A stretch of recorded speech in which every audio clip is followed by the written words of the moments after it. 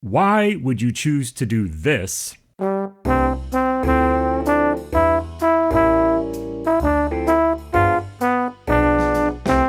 when you could do this?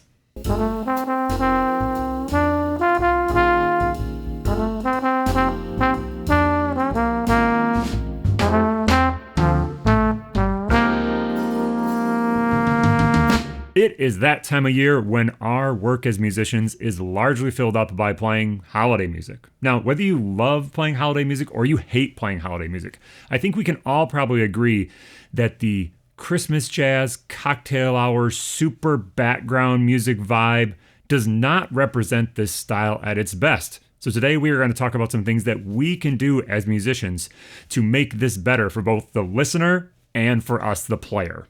What's up, everyone? Shawn Bell here. Why are we talking about this today? There are two reasons. One of them is purely pragmatic and the other one is a little bit more conceptual. So on the practical side of things, this time of year is busy for us as musicians. Inevitably, there are many performances that we have to be responsible for. There's always a million other obligations with families and things like that. So I didn't think it really made sense for me to just put out another lesson video because in all honesty, who is probably going to really have time to practice that stuff right now?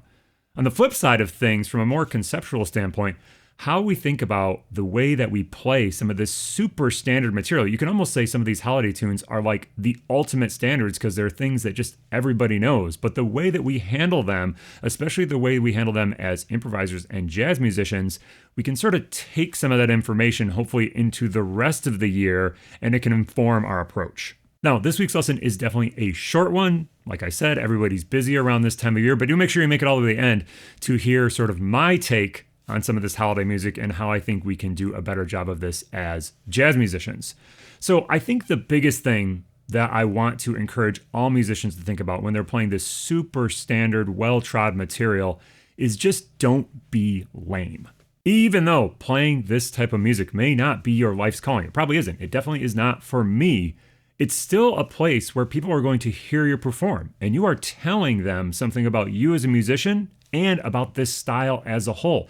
It's very likely that somebody listening to a sort of jazz-informed version of a holiday tune may be the only place where they actually hear this style of music. So are you leaving them with something that is kind of lame and forgettable or something that is killing?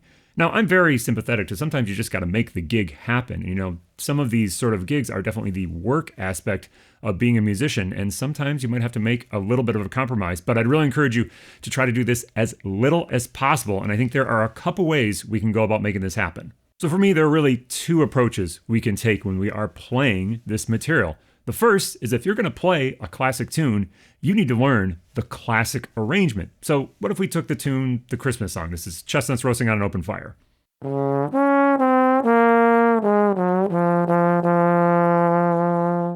You've got to learn the Nat King Cole version. Learn all the little reharms, passing chords, the arrangement that is there. That is really what people want to hear. And if you're really trying to play for the audience and really connect with sort of like the tradition of playing holiday music, you need to know that arrangement. If you want to play Vince Guaraldi and play any of the stuff from the Charlie Brown playbook,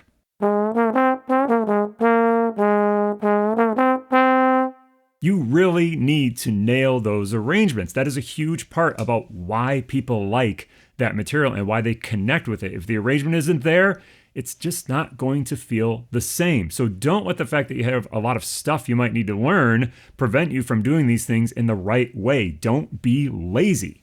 Now, the second option is if you don't want to play these classic versions, you need to create your own version that is interesting. Because these songs are so standard and so common, I think many listeners are ready to hear a different version as long as it is creative, well executed, and doesn't go so far afield that the song is no longer recognizable. Now, yes, there are some people that you're never going to convince them that they want to hear a different version. They just want to hear the classic version or they just want to hear a background music version of the tune. But I think that is actually a minority of the listening public. So you really have to make sure you really lean into this opportunity to be creative. The place where you don't want to find yourself, and really the part of sort of Christmas jazz that rubs me the wrong way, is when it's in between these two things. When it's neither the classic version, well executed, or it's also not a creative new version.